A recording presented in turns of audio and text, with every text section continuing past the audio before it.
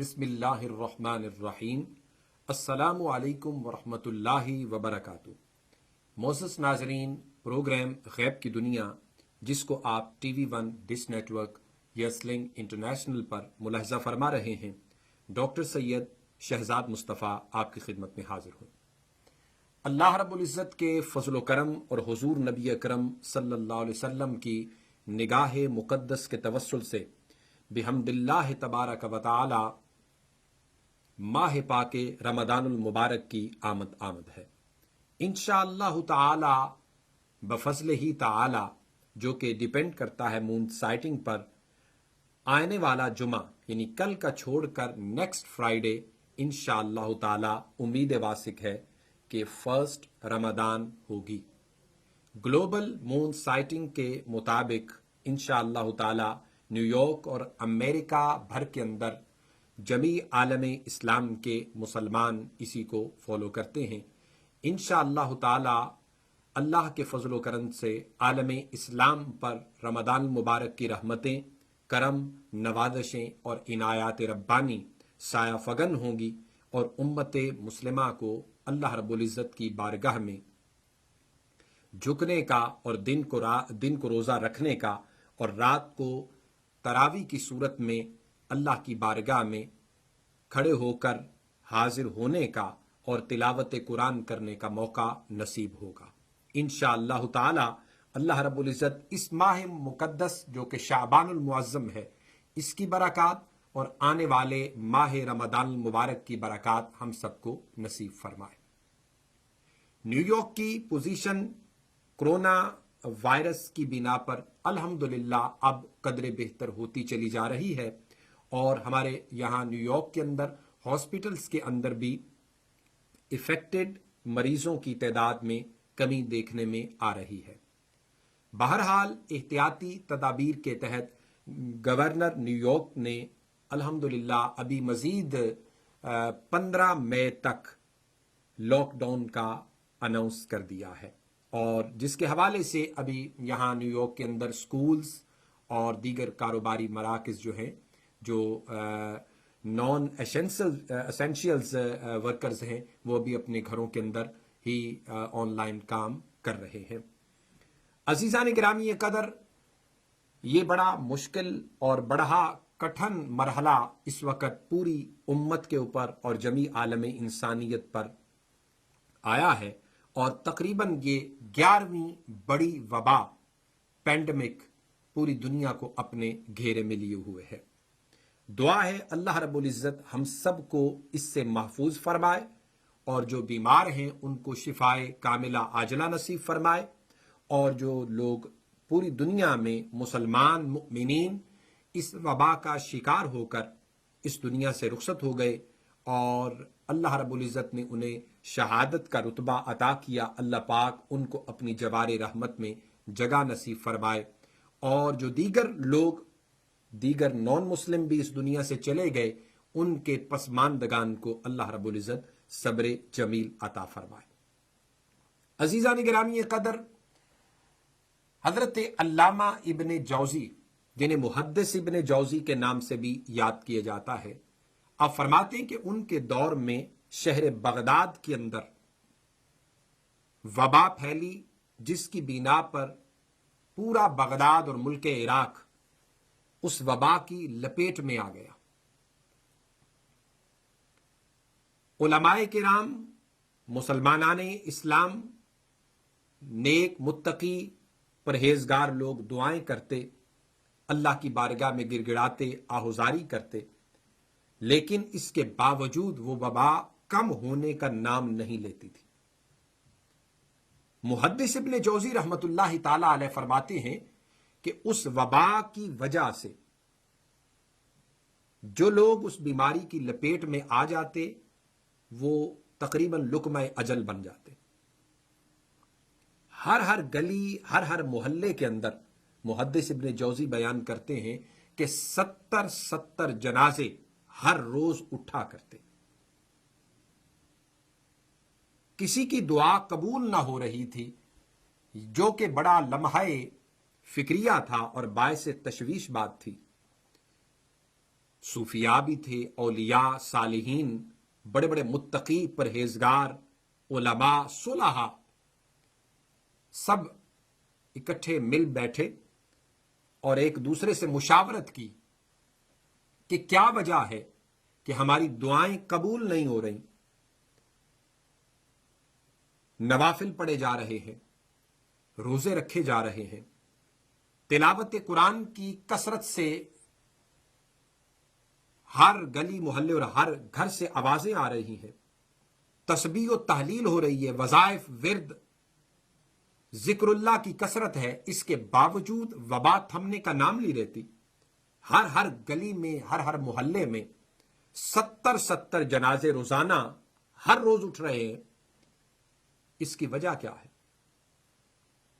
تو جب یہ مشاورت ہوئی تو ایک صاحب حکمت، دانا، صاحب ولایت ہستی نے اپنی بات کا آغاز کیا۔ انہوں نے کہا کہ وجہ اس کی یہ ہے کہ دعائیں کثرت سے ہو رہی ہیں، تسبیح و تحلیل کثرت سے ہو رہی ہے، ذکر و اذکار کثرت سے ہو رہا ہے، لیکن ابھی مسلمانوں کے اندر وہ عیاشی، فحاشی، عریانی، وہ اللہ اور اس کے رسول کے فرمان کے مطابق مرد و زن کے لیے جو حدود و قیود متعین ہیں ان پر عمل درآمد نہیں ہو رہا۔ خالی نمازیں پڑھنے سے، روزے رکھنے سے، ذکر و اذکار کرنے سے، تسبیح و تحلیل کرنے سے، دعائیں کرنے سے فرق نہیں پڑے گا۔ لہذا ہر مسجد سے یہ صدا بلند ہو، ہر عالم کی زبان سے یہ کلمات نکلیں۔ اور مجھے بڑے افسوس کے ساتھ کہنا پڑ رہا ہے کہ آج ہمارے وطن عزیز پاکستان کے بھی 100 سے زائد چینلز ہیں جس پر علماء بھی آتے ہیں، بڑے بڑے صاحبان متقین، پرہیزگار اور علم میں کمال درجہ کی شخصیات آتی ہیں۔ دیگر مسائل پر تو بڑی باتیں ہوتی ہیں، لیکن ٹی وی چینلز کے حوالے سے یا عوام الناس کے حوالے سے کبھی کسی نے بھی عیاشی، فحاشی، عریانی کے حوالے سے کبھی بات نہیں کی، اس لیے کہ وہ بات کریں گے تو ان کا چینلز پر آنا بند کر دیا جائے گا۔ عزیزان محترم، یأمرون بالمعروف وینہون عن المنکر، بھلائی کا حکم دینا اور برائی سے منع کرنا، یہی علماء حق کا، صاحبان علم و حکمت کا اور وارثان محراب و منبر کا یہ منصب ہے۔ اس پر اگر وہ پورا نہیں اترتے تو اپنی چندوں، دھندوں یا دیگر معاملات کو ڈسکس کرنے کا کوئی فائدہ نہیں۔ میرے پاس ایک کالر ہے۔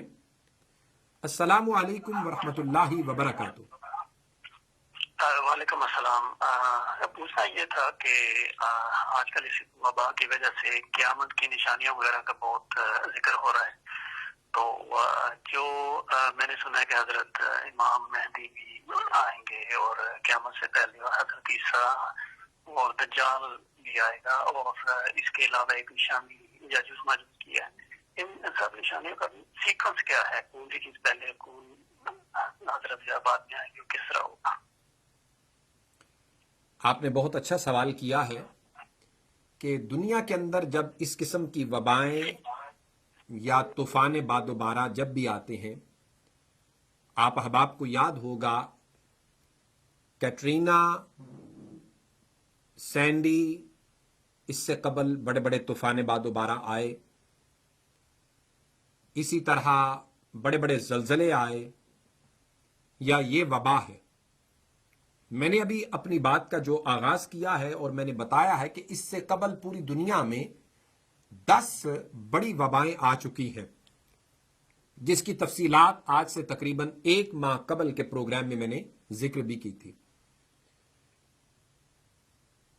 اس میں کوئی شک نہیں کہ حضور نبی اکرم صلی اللہ علیہ وسلم کا فرمان عالی شان بھی ہے، اور مولا کائنات سیدنا علی المرتضیٰ کرم اللہ وجہہ الکریم کا فرمان عالی شان بھی ہے کہ قرب قیامت ایسی بڑی بڑی وبائیں آئیں گی جس طرح کی یہ وبا ہے جس کی بنا پر بہت سے انسان لقمہ اجل بنیں گے، لیکن یہ قیامت کی ان بڑی نشانیوں میں سے نہیں ہے۔ اس کا ذکر میں نے پہلے بھی کیا تھا، ان بڑی نشانیوں میں سے نہیں ہے۔ اور ہمارے ایک ساتھی نے پہلے بھی یہ پوچھا تھا کہ طواف کعبہ کا رکنا، وہاں پہ نماز جمعہ یا 5 وقتی نماز کا بند ہونا، کیا یہ بھی قیامت کی علامات میں سے ہے، بڑی علامات میں سے؟ تو اس وقت بھی میں نے یہ وضاحت کی تھی کہ جو قیامت کی بڑی علامات ہیں ان میں سے یہ نہیں۔ تاریخ عالم میں بھی کعبۃ اللہ کے اندر کئی مرتبہ طواف کعبہ، وہاں پر نمازیں اور حج معطل ہوئے ہیں۔ ان کی ایک الگ تفصیلات ہیں جو کہ یہ پروگرام ابھی متحمل نہیں ٹائم کے حوالے سے کہ میں ان کو ذکر کروں، لیکن 7 سے 8 9 مرتبہ تاریخ میں بھی یہ ایسا کعبۃ اللہ کے حوالے سے بھی ہوا ہے، اور یہ 12ویں بڑی وبا ہے، قیامت کی ان بڑی علامات میں سے نہیں ہے۔ لیکن یہ میں ضرور ذکر کرتا ہوں کہ جس کا تذکرہ میں نے پہلے بھی کیا تھا کہ علماء، محدثین، ائمہ نے علامات قیامت کو 3 حصوں میں تقسیم کیا ہے: علامات صغریٰ، علامات وسطیٰ اور علامات کبریٰ۔ علامات صغریٰ جن کا تعلق حضور کے دور یا خلفائے راشدین کے ادوار تک تھا، اس وقت جو علامات چل رہی ہیں یہ علامات وسطیٰ ہیں، یعنی درمیانے درجے کی۔ علامات کبریٰ بڑی علامات ہیں جس میں ظہور امام مہدی، نزول عیسیٰ علیہ السلام، خروج دجال، خروج یاجوج ماجوج، دعوت الارض، سورج کا مشرق کی بجائے مغرب سے طلوع ہونا۔ یہ تقریباً 12 علامات ہیں جو علامات کبریٰ قیامت کے حوالے سے ہیں، سورہ اسرافیل کا پھونکا جانا وغیرہ وغیرہ۔ تو لہٰذا یہ بھی علامات وسطیٰ جو چل رہی ہیں یہ علامات وسطیٰ ہے قیامت کے حوالے سے، کبریٰ نہیں ہے۔ لیکن یہ امت مسلمہ کے لیے یاد رکھیں آزمائش کا باعث ہے، اور غیروں کے لیے یہ عذاب کا باعث ہے۔ ہم سب کو اس نسبت سے نہایت ہی غور و خوض کی ضرورت ہے، اور جس کا ذکر میں ابھی کر رہا تھا کہ محدث ابن جوزی فرماتے ہیں کہ جب یہ مشورہ دیا گیا کہ عیاشی، فحاشی، عریانی، شریعت کی پامالی، قرآن و سنت کے احکامات سے روگردانی وغیرہ، ان سب چیزوں پر خصوصی طور پر پابندی لگائی جائے، اور ہر مرد و زن پر، ہر صاحب خانہ اور ہر گھر کا جو سربراہ ہے یہ پابندی کرے، خود بھی اور اپنے اہل خانہ پر بھی، پردہ کے حوالے سے، گھر میں نماز روزہ کے حوالے سے، اور ہر قسم کی یہ چیزوں پر پابندی ہو، تو تب جا کر یہ وبائیں ختم ہوں گی۔ ہمارے پاس ایک کالر ہیں، میری گفتگو ابھی جاری ہے۔ السلام علیکم ورحمۃ اللہ وبرکاتہ۔ وعلیکم السلام ورحمۃ اللہ وبرکاتہ۔ ایک سوال آپ سے یہ پوچھنا ہے کہ ابھی جو آپ نے بغداد کا خطہ سنایا ہے کون سی ہجری کا ہے وہ؟ یہ تقریباً یہ 700 ہجری کا ہے، 700 ہجری، 7ویں ہجری کا ہے۔ جی جی۔ اچھا، دوسری بات یہ پوچھنا ہے جو آپ نے فرمایا ہے لوگوں جو ریانے کے تعلق سے، میں نے یہاں سے 2 ای میل پاکستان کو کیے ہیں، یہاں سے 2 ای میل، ایک شو آتا ہے غامدی صاحب کا شو آتا ہے علم و حکمت کے نام سے، ان کو میں نے یہاں سے ای میل کیا یہی بولنے کے لیے کہ ریانت کے تعلق سے، پردے کے احکام کے تعلق سے آپ کچھ ذکر کر رہے ہیں شو میں، انہوں نے کبھی ذکر نہیں کیا، کبھی ذکر نہیں کیا، اس کو آگے تک بڑھے نہیں دیا۔ اور ایک صاحبہ تھے ان کا شو تھا، ان کو بھی میں نے ذکر کیا۔ اللہ پر دنیا کو بتائیے پاکستان میں جو ریانت بڑھ رہی ہے اس کے تعلق سے آپ اسے تعلق بتائیے۔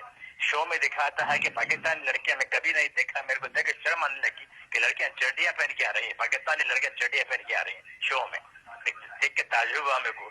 میں جب پاکستان چھوڑا تھا لڑکیاں 2 دوپٹے اڑا کرتی تھیں، ابھی اعلیٰ لوگ لڑکے کے چھوٹے چھوٹے چڈیاں پہن کے آ رہی ہیں، تو میں بتایا یہ بھی کیا میں، پر انہوں نے کبھی ذکر نہیں کیا. یہ جس بتانے کے لیے بتانا چاہ رہا تھا میں آپ کو. جی بہت شکریہ. تو میں ذکر کر رہا تھا محدث ابن جوزی کے حوالے سے. انشاءاللہ یہ ہماری گفتگو جاری ہے. مجھے ابھی بریک کے لیے کہا گیا ہے، تشریف رکھیے. بریک کے بعد آپ کی خدمت میں پھر حاضر ہوتے ہیں.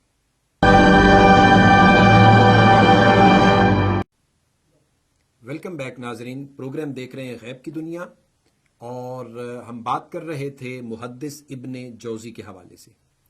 پروگرام میں آپ کال کرنا چاہیں اپنے دینی، مذہبی یا روحانی یا موجودہ جو کرنٹ سچویشن ہے اس کے حوالے سے، تو آپ اسکرین پر دیے گئے نمبر پہ کال کر کے لائیو اپنے سوالات کے جوابات لے سکتے ہیں.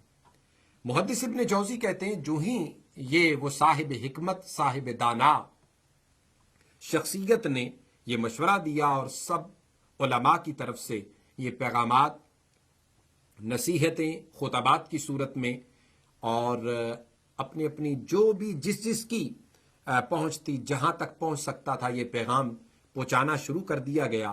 اور ہر گھر تک جب یہ پیغام پہنچا تو جو ہی اس پر عمل درآمد ہونا شروع ہوا تو اللہ رب العزت کے فضل و کرم سے ایک ہفتے کے اندر اندر اموات کا سلسلہ تھم گیا. آہستہ آہستہ شفائیں ملنا شروع ہو گئیں، اور اللہ رب العزت نے اس وبا کو اور اس عذاب و آزمائش کو اٹھا لیا. ہمارے پاس ایک کالر ہیں. السلام علیکم ورحمۃ اللہ وبرکاتہ. وعلیکم السلام. حضرت بتائیے گا کہ اب رمضان بھی آنے والا ہے، اور یہ ابھی لاک ڈاؤن کی سچویشن تو ایسے ہی ہے یہاں پہ، تو ایسے میں ہم اگر تراویح پڑھنا چاہیں، گھر میں جماعت کرانا چاہیں 4-5 بندے مل کے، تو حافظ قرآن نہ ہو کوئی ساتھ، تو وہ کس طرح ہم پڑھ سکتے ہیں گھر میں؟ گھر میں پڑھنے کا ویسے ریگولر طریقہ ہے، حافظ قرآن ہو یا نہ ہو، دونوں صورتوں میں بتائیے گا. جی ماشاءاللہ، بہت اچھا سوال آپ نے کیا ہے. سب سے پہلے تو تراویح کے حوالے سے ہم سب کو فقہی نقطہ نظر جاننا چاہیے. تراویح جو ہے یہ باجماعت مسجد میں جا کر پڑھنا سنت علی الکفایہ ہے. جس طرح نماز جنازہ فرض علی الکفایہ ہے، اسی طرح صلاۃ التراویح باجماعت پڑھنا سنت علی الکفایہ ہے. یعنی جس طرح کوئی محلے کے اندر انتقال کر گیا ہے، چند لوگ جا کر نماز جنازہ پڑھ دیں تو سب کی طرف سے وہ کافی ہو جاتا ہے. اسی طرح مسجد میں جا کر چند لوگ باجماعت ادا کر دیتے ہیں تو وہ سنت سب کی طرف سے ادا ہو جاتی ہے. یہ تو ہے سب کے لیے، یعنی باجماعت کا جو تصور تھا وہ میں نے آپ کے لیے بیان کیا. اب رہ گیا اس سچویشن میں تراویح کے حوالے سے مسئلہ. 5 وقتی نماز فرض ہے، ہفتے کے بعد آنے والا جمعہ فرض ہے. لہٰذا اس سچویشن میں جب اس کو معطل کیا جا سکتا ہے تو سنت چیز باجماعت معطل کیوں نہیں کی جا سکتی؟ آف کورس ہو سکتی ہے. گھر میں اب آپ چند لوگ وقفے سے کھڑے ہو کر اور ترتیب یہ رکھیں کہ سب سے پہلے آگے بالغ مرد ہونا چاہیے، اور اس کے پیچھے اگر بالغ مرد ہے تو وہ کھڑا ہو، اگر نہیں ہے بچے ہیں تو پھر بچے کھڑے ہوں. ان کے بعد چھوٹے نابالغ بچوں کی جگہ آ جاتی ہے، پھر نابالغ بچیوں کی جگہ آ جاتی ہے، پھر اس کے بعد خواتین بالغ جو ہیں وہ کھڑی ہوں. تو اس طرح باجماعت تراویح گھر میں ادا کی جا سکتی ہے. دوسرا مسئلہ جو آپ نے پوچھا کہ کیا قرآن مجید کا جس طرح مساجد کے اندر پورا ختم کیا جاتا ہے، گھر کے اندر بھی ایسی سچویشن ہو سکتی ہے. اگر تو حافظ قرآن آپ کے پاس گھر میں ہیں تو کوشش کر لیں، آپ پڑھیں، قرآن مجید کی تلاوت کروائیں اور باجماعت تراویح ادا کریں. اور اگر نہیں ہیں تو آپ سورتیں پڑھ کر بھی آپ صلاۃ التراویح ادا کر سکتے ہیں. اور اگر باجماعت نہیں بھی پڑھتے تو صلاۃ التراویح اکیلے بھی پڑھی جا سکتی ہے، اس میں کوئی مذائقہ نہیں. اکیلے بھی صلاۃ التراویح گھر کے اندر پڑھی جا سکتی ہے. اور اگر پاسبل ہے گھر میں اہل خانہ کے ساتھ، گھر کے بچوں کے ساتھ یا گھر میں جو بھی موجود ہیں ان کے ساتھ آپ باجماعت پڑھ سکتے ہیں تو ضرور ادا کریں، لیکن صلاۃ التراویح گھر کے اندر اکیلے بھی ادا کی جا سکتی ہے۔ عزیزان محترم، جو میں ذکر حضرت محدث ابن جوزی کے حوالے سے کر رہا تھا، اس وقت میرے ذہن میں بڑی خوبصورت ایک حدیث آئی، اور میری ماؤں، بہنوں اور بیٹیوں کے لیے یہ بڑی زبردست حدیث پاک ہے۔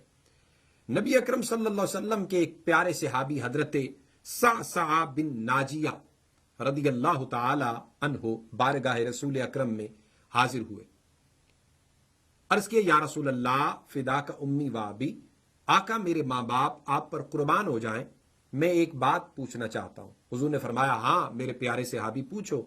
عرض کیا، یا رسول اللہ کہ ہمارے اسلام لانے سے پہلے کے جو نیک اور صالح اور اچھے اعمال ہیں، اللہ رب العزت ہمیں قیامت کے دن اس کا صلہ عطا فرمائے گا؟ حضور علیہ الصلوۃ والسلام نے فرمایا، ہاں ضرور فرمائے گا۔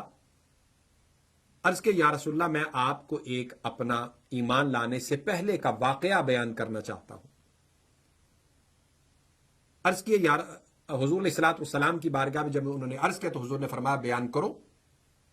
عرض کیا، آقا میرے 2 اونٹنیاں تھیں جو کہ حاملہ تھی، پریگننٹ تھیں، وہ گم ہو گئیں۔ میں اپنے ایک تیسرے اونٹ پر بیٹھ کر انہیں تلاش کرنے کے لیے نکلا، تو سفر کرتے کرتے مجھے ایک گھر کے باہر وہ دونوں پریگننٹ اونٹنیاں بندھی ہوئی مل گئی۔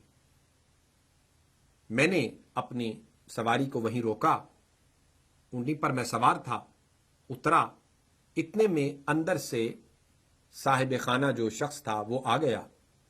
میں نے اس سے کہا، یہ دونوں میری اونٹنیاں ہیں، لہذا میں انہیں لینے آیا۔ اس نے کہا، یہ تو نہیں ملیں گی۔ حضرت صعصع بن ناجیہ فرماتے ہیں کہ میں نے یا رسول اللہ اس سے کہا کہ تم کیوں یہ ایسا کام کرنا چاہتے ہو، یہ میری ہیں، میں ان کا مالک ہوں۔ اتنے میں ہم دونوں بات کر رہے ہیں کہ اس کے گھر کے اندر سے ایک خاتون آئی اور آ کے کہنے لگی کہ تمہاری زوجہ کے ہاں بچہ ہونے والا ہے۔ اس نے جب یہ بات سنی تو کہنے لگا، اگر تو بیٹا ہوا تو اسے بچا لینا، اگر بیٹی ہوئی تو اسے قتل کر دینا، مار دینا۔ حضرت صعصع بن ناجیہ رضی اللہ تعالی عنہ فرماتے ہیں، یا رسول اللہ میں نے اس سے کہا کہ تم اگر بیٹی ہوئی تو یہ دونوں اونٹنیاں رکھ لینا، وہ بیٹی مجھے دے دینا۔ اس شخص نے کہا، نہیں، اس طرح تو نہیں میں تمہیں دوں گا، جس اونٹنی پر تم سوار ہو کے آئے ہو وہ بھی مجھے دے دو، تب اگر بیٹی ہوئی تو تم لے جانا۔ جناب صعصع فرماتے ہیں کہ یا رسول اللہ میں نے انتظار کیا اور میں نے اس سے کہا، ٹھیک ہے، یہ صحیح ہے۔ وہ بیٹی ہی پیدا ہوئی، اندر سے وہ خاتون دایا وہ بیٹی لے کے آئی، میں نے اسے یا رسول اللہ بیٹی اونٹنی دی اور اس سے بیٹی لے لی۔ اس کی میں نے اچھی تعلیم پرورش کی، تربیت کی، اور یا رسول اللہ میں نے اسے جوان کیا اور کر کے میں نے اس کی شادی کر دی۔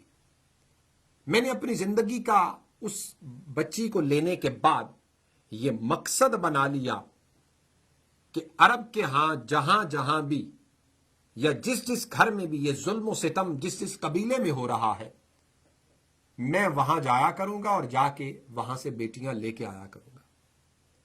یا رسول اللہ میں اس طرح اپنا مشن لے کے چلا، حتیٰ کہ جس جس قبیلے سے بھی مجھے کوئی خبر ملتی، جس جس خاندان سے خبر ملتی، جس جس گھر سے خبر ملتی کہ وہاں کوئی خاتون جو ہیں وہ پریگننٹ ہے اور ان کے ہاں بچہ ہونے والا ہے، تو میں پہلے سے جا کے انہیں کہہ دیتا، بچی ہوتی تو میں اسے لے آتا، اور جتنی بھی وہ قیمت مانگتے وہ میں قیمت انہیں دے دیتا، اور اس بچی کو لا کر اس کی اچھی پرورش تربیت کرتا اور بڑا کر کے اس کی اچھے سے خاندان میں شادی کر دیتا۔ عرض کرنے لگے، یا رسول اللہ میں نے اس طرح 360 بچیاں لیں، ان کی اچھی پرورش کی، تربیت کی، انہیں بڑا کیا، جوان کیا، اور ان کی شادیاں کی، ان کے گھروں میں انہیں بھیجا. یا رسول اللہ کیا مجھے بھی اس کا اجر ملے گا؟ آقا علیہ الصلوۃ والسلام کی آنکھوں میں آنسو آ گئے، چہرہ رسول چمک اٹھا. حضور اس شان سے اٹھے اور حضرت سعسع بن ناجیہ رضی اللہ تعالی عنہ کو قریب کیا اور قریب کر کے اپنے سینے سے لگایا اور ان کی پیشانی کو بوسہ دیا. اور حضور نبی اکرم صلی اللہ علیہ وسلم نے فرمایا، سعسع، اللہ نے تجھے اس کا اجر دنیا میں بھی دیا ہے اور آخرت کے دن بھی دے گا، اور میں محمد قیامت کے دن سب سے بڑا تیری شفاعت کرنے والا، تیرا سفارشی ہوں گا. اور جس شخص نے اپنی 2 بچیوں کی پرورش کی، تعلیم تربیت کی، اور ان کو پھر اچھے گھر میں بیایا، ان کا خیال رکھا، میں اور محمد قیامت کے دن ان 2 انگلیوں کی طرح ہوں گے. حضرت سعسع سے فرمانے لگے تاجدار کائنات کہ جناب سعسع، اللہ نے دنیا میں تجھے یہ اجر دیا ہے کہ تجھے کلمہ نصیب کر کے مشرب با اسلام کر دیا ہے، اور دوسرا اجر یہ دیا ہے تجھے میری صحبت عطا کی اور درجہ صحابیت پر فائز کر دیا ہے، اور بقیہ سارے اجر قیامت کے دن اللہ پاک تجھے اپنی بارگاہ سے عطا فرمائے گا. عزیزان محترم، ہماری ماؤں، بہنوں، بیٹیوں، سب کے لیے یہ بات اور یہ حدیث پاک بڑی قابل توجہ ہے کہ جن کو زندہ درگور کیا جاتا تھا، نبی اکرم صلی اللہ علیہ وسلم نے جو معاشرہ، جو سوسائٹی، جو نظام اس کائنات کو دیا، اتنی پاکیزگی، طہارت، نظافت اور صداقت والا یہ نظام تھا کہ کہاں سے کہاں اس معاشرے میں زندہ درگور کیا جاتا تھا. درختوں سے باندھ کر نشانہ بازی کی جاتی تھی، بیچ کر غلامی کی زندگی میں دھکیل دیا جاتا تھا، بیچ کر لونڈیاں بنا دیا جاتا تھا. کوئی عزت نفس نہ تھی نسواں کی. تاجدار کائنات نے آمنہ جو آپ کی والدہ محترمہ ہے رضی اللہ تعالی عنہا، ان سے لے کر ہر ماں کے قدموں تلے، ہر اولاد کے لیے جنت ماں کے قدموں تلے رکھوا دی. بیوی کی صورت میں آدھا ایمان مرد کے لیے بنا دیا، بیٹی کی صورت میں نور چشم بنا دیا، اور فرمایا جس نے اچھی تعلیم تربیت کی، دین اسلام سکھایا، پردہ کرنا سکھایا، اسے حیا عطا کی اور اپنی زندگی اس طرح وقف کی. اور کلکم رائن و کلکم مسئول عن رعیتہ، تم میں سے ہر ایک، حضور نے فرمایا، نگہبان ہے، اور اس کی نگہبانی میں آنے والوں کے بارے میں قیامت کے دن پوچھا جائے گا. اور میں نے ادھر نیو یارک اور امریکہ بارے میں، کینیڈا میں، یورپ میں ایسے لوگوں کو دیکھا ہے کہ ان کے بچوں کا پتہ نہیں چلتا کہ یہ پاکستان یا کسی اسلامی ملک کے پروردہ بچے ہیں یا امریکہ جیسے ماحول کے اندر یہ پرورش پا رہے ہیں اور یہاں کے اسکولوں میں پڑھ رہے ہیں. عزیزان گرامی قدر، بچوں کو انہوں نے حفظ کرایا، دینی تعلیم دی، تربیت کی. یقیناً ایسے والدین رسول اللہ کے ساتھ قیامت کے دن ان 2 انگلیوں کی طرح ہوں گے. میرے پاس ایک کالر ہے. السلام علیکم ورحمۃ اللہ وبرکاتہ. ہاں، وعلیکم السلام. حضرت پوچھنا یہ تھا کہ ایسا ہوتا ہے کہ ٹی وی پہ ہم پورا سال کچھ اداکاراؤں کو ہم دیکھتے ہیں، وہ ایسے ہی جو ہے نیم برہنہ سے پہنے ہوتے ہیں انہوں نے ڈریس، لیکن رمضان میں آتے ہی وہی اداکارائیں ہوتی ہیں جو ٹی وی پہ وہ رمضان کے شو ہوسٹ کر رہی ہوتی ہیں اور جو ہے نا دینی باتیں بتا رہی ہیں، کوئی نعتیں پڑھ رہی ہیں، کوئی اس طرح. تو کیا ایسی خواتین کو اس طرح کو دیکھنا چاہیے؟ آپ نے بہت اچھا سوال کیا ہے. یاد رکھیں، ہمارا دین اسلام کسی کی ماضی کی زندگی پر یا اس کو کھولنے پر یا اس کے حوالے سے تبصرہ کرنے کی اجازت نہیں دیتا. ماضی کی رمضان آیا، اللہ رب العزت نے کسی بھی خاتون کو جن کا ماضی جیسا آپ نے ذکر کیا ویسا تھا، لیکن اللہ نے ہدایت دے دی، توبہ کی توفیق دے دی، اور قرآن مجید نے کہا توبو الی اللہ توبۃ نصوحا، ایسی توبہ کرو جو تمہارے لیے توبہ نصیحت بن جائے۔ یعنی کیسے؟ کہ یہ نہیں کہ رمضان آیا تو خالی رمضانی عالم فاضل، رمضانی حافظ یا رمضانی عامل بن جائیں یا رمضانی پریسٹ اور مبلغ بن جائیں، نہیں، بلکہ رمضان نے آپ کی زندگی کو ایسے تبدیل کر دیا، ایسا بنا دیا کہ پھر زندگی میں دوبارہ ایسی غلطیاں، ایسی زندگی میں عریانی، فحاشی یا وہ صورتحال نہیں آئی۔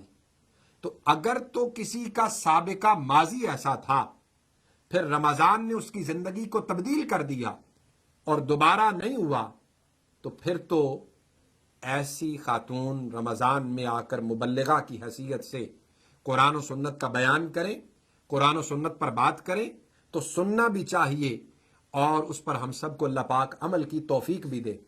لیکن فقط ایکٹنگ کی غرض سے، رمضان المبارک میں ایکٹر کے طور پر اور ایکٹنگ کی غرض سے اور چند پیسے کمانے کے لیے مبلغہ یا مبلغ بن جائیں، ان للہ و انا الیہ راجعون ہی ہوگا پھر ایسی صورتحال پر۔ تو لہٰذا نہ ایسی ایکٹنگ کو دیکھنے اور سننے کی ضرورت ہے، اور نہ ہی ایسا کرنا چاہیے۔ شریعت اسلامیہ اس کی شدید مذمت بھی کرتی ہے اور ایسوں کے لیے سزائیں بھی متعین ہیں۔ مجھے بریک کے لیے کہا جا رہا ہے، تشریف رکھیے، بریک کے بعد آپ کی خدمت میں پھر حاضر ہوتے ہیں۔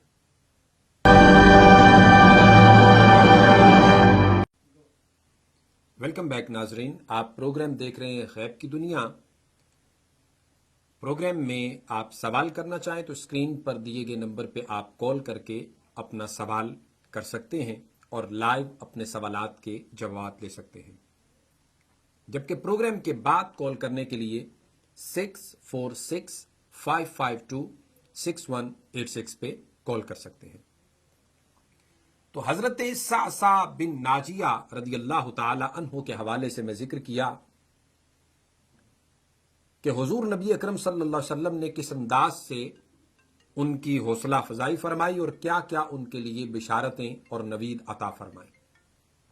سو دیار خیر میں رہتے ہوئے یہ ہم سب پر لازم ہے کہ ہم اپنی زندگیوں کو، اپنے گھروں کو اسی طرح آباد و شاد کریں اور اسی طرح اپنے بچوں کی تعلیم اور تربیت کریں۔ ہمارے پاس ایک کالر ہے۔ السلام علیکم ورحمۃ اللہ وبرکاتہ۔ وعلیکم السلام۔ جی پوچھنا تھا کہ عورتوں کے پردے کے بارے میں کیا حکم ہے اور کیا مردوں کا بھی پردہ ہوتا ہے؟ جی بہت اچھا آپ نے سوال کیا۔ قرآن مجید نے اس کے لیے بڑی حدود و قیود بیان کی ہیں، جہاں عورتوں کے لیے شرعی پردہ یعنی چہرہ جو ہے دونوں کانوں کے درمیان اور ماتھے سے لے کر ٹھوڑی تک کے علاوہ، دونوں کانوں کے درمیان اور ماتھے سے لے کر ٹھوڑی تک کے علاوہ، اسی طرح دونوں ہاتھ اور دونوں پاؤں کے علاوہ باقی سارا عورتوں کا پردہ ہے۔ مردوں کا پردہ کیا ہے؟ قرآن مجید نے بڑے واضح انداز میں فرمایا کہ مردوں کے لیے پردہ یہ ہے کہ وہ اپنی نگاہوں کو نیچا رکھیں۔ مردوں کا یہ پردہ ہے کہ اپنی نگاہوں کو نیچا رکھیں۔ سو جس طرح خواتین کے لیے یہ پردہ ہے، مردوں کا پردہ نگاہوں کا نیچا رکھنا ہے۔ یہ نہیں کہ کسی کو رستے میں چلتے ہوئے اس طرح انداز سے گھورنا، دیکھنا، نظر جما دینا، یہ انتہائی بد تہذیبی اور بدتمیزی کی علامات ہے۔ قرآن مجید نے شدید انداز میں اس سے منع کیا اور مذمت فرمائی ہے۔ اور اب تو فرانس جیسے ملک کے اندر اور ہمارے جس ملک میں ہم رہتے ہیں، یہاں کے سربراہان مملکت کی طرف سے جو اس وبا کی وجہ سے اسکارف اور بندانہ وغیرہ پہنے کے جو ہدایات جاری کی جا رہی ہیں، WHO کی طرف سے جاری کی جا رہی ہیں، CDC کی طرف سے جاری کی جا رہی ہیں، 1400 سال پہلے ہی اسلام نے اس کا یہ تصور عطا کر دیا ہے۔ لہٰذا اگر ہم اپنے آپ کو اس دور کے اندر بیماری سے بچانا چاہتے ہیں تو یاد رکھیے یہ وائرس صرف ناک اور منہ سے نہیں، یہ آنکھوں سے بھی اندر داخل ہوتا ہے، کانوں سے بھی داخل ہوتا ہے۔ لہٰذا ان ساری چیزوں کو ڈھانپ کر رکھنا بھی نہایت ضروری ہے. اور پورا سال جب اللہ پاک ہمیں انشاءاللہ تعالی جلد ہی اس وبا سے نجات عطا فرمائے گا تو پھر بقیہ زندگی میری ماؤں، بہنوں اور بیٹیوں سے گزارش ہوگی کہ جو شریعت کا کم از کم پردہ ہے جس پر فقہ کا فتویٰ دیا جاتا ہے، باقی یہاں پر جو نقاب کیا جاتا ہے وہ تقویٰ ہے، وہ فتویٰ نہیں ہے. تقویٰ اگر کوئی اختیار نہیں کرتا تو کوئی بات نہیں، شریعت پر کم از کم ہمیں سب کو عمل درآمد ضرور کرنا چاہیے. اور اس سے ہماری طبی حوالے سے، میڈیکلی حوالے سے جو جسم کی فزیکلی حفاظت ہوتی ہے وہ بڑی قابل توجہ ہے. انشاءاللہ تعالی کبھی ٹائم ملا تو جو مرد کے لیے لباس ہے، عورت کے لیے لباس ہے، جو لباس جس طرح جتنا مقرر کیا گیا ہے اس کے طبی فائدے کیا ہیں، میڈیکلی کیا فائدے ہیں، قرآن و سنت نے اس کے حوالے سے کیا کیا توجیحات بیان کی ہیں. آج دنیا وضو کو آج دیکھ رہی ہے کہ اس کے کیا فائدے ہیں. 1400 سال پہلے پیغمبر انسانیت رحمت للعالمین نے جو فرمایا، آج بار بار ہم ہاتھ دھو رہے ہیں. مسلمان 5 ٹائم سینیٹائز ہوتا ہے، ہاتھ دھوتا ہے، کلی کرتا ہے، ناک میں پانی چڑھاتا ہے، چہرہ دھوتا ہے، ہاتھوں کو کوہنیوں تک دھوتا ہے، سر کا مسح کرتا ہے. اور ڈاکٹر یہ کہتے ہیں کہ جو شخص خاص طور پر سر کا مسح کرتا ہے اور پانی سے اپنی گردن کو گیلا کرتا ہے، پاگل پن، جنون کی کیفیات اور سائیکو پن ایسے بندے کے قریب تک نہیں گزر سکتا. یہ فوائد ہیں سنت نبوی کے، یہ فوائد ہیں اللہ کے احکامات کے، یہ حکمتیں ہیں، یہ دانائیاں ہیں، یہ وزڈم اس کے اندر پوشیدہ ہے، جس کی وجہ سے آج ہم مختلف بیماریوں کا، مختلف آزمائشوں کا شکار ہو رہے ہیں.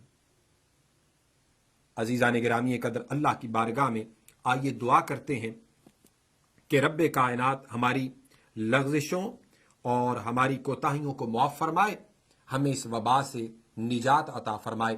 الحمدللہ رب العالمین والعاقبۃ للمتقین. الصلاۃ والسلام علی رسول خیر خلقہ محمد وعلی آلہ واصحابہ اجمعین.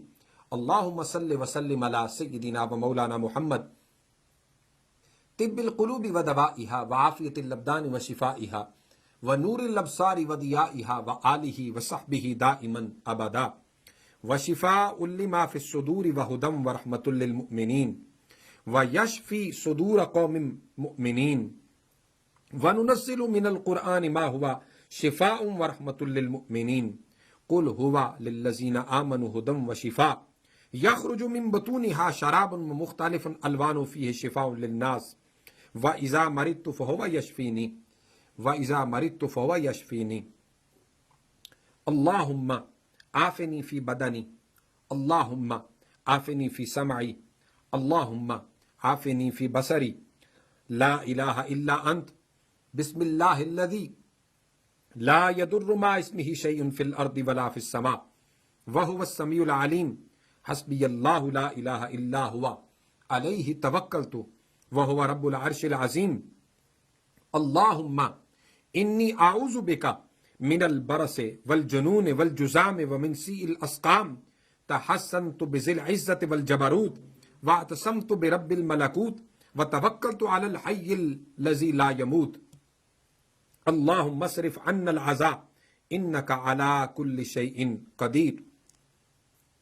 افحسبتم انما خلقناکم عبثا وانکم الینا لا ترجعون. فتعالی اللہ الملک الحق لا الہ الا هو رب العرش الکریم. ومن يدعو مع اللہ الہا آخر لا برہان له به فانما حسابه عند ربی انه لا يفلح الکافرون. وقل رب اغفر وارحم وانت خیر الراحمین. الحمد للہ الذی عافانی مما ابتلاک به وفضلنی علی کثیر ممن خلق تفضیلا. الحمد للہ الذی عافانی مما ابتلاک به وفضلنی علی کثیر ممن خلق تفضیلا. اللہم فاصرفہ عنا وعن بیوتنا وعن اہلینا وازواجنا وزرارینا وبلادنا واحفظنا مما نخاف ونحذر فأنت خير حافظا وأرحم الراحمين وأنت أرحم الراحمين وأنت أرحم الراحمين وأنت أرحم الراحمين۔ یا باری تعالیٰ، یہ عالمی وبا جو کہ اس وائرس کی شکل میں پوری عالم انسانیت کو اپنی لپیٹ میں لی ہوئی ہے، مولا کریم اپنے فضل سے، اپنے کرم سے ہم سب کو اس سے نجات عطا فرما، تمام عالم انسانیت کو اپنے حفظ امن میں جگہ عطا فرما۔ ہم اعتراف کرتے ہیں ہم سے جو کوتاہیاں، جو لغزشیں، جو گناہ، جو مولا کریم صغائر و کبائر سرزد ہو گئے، اس پر عفو قلم پھیر کر باری تعالیٰ اپنی رحمت کا صدقہ، اپنے فضل احسان کا صدقہ جمیع عالم انسانیت پر اور بالخصوص امت مسلمہ پر اپنا فضل کرم نازل فرما اور اپنے حفظ و امن میں جگہ نصیب فرما۔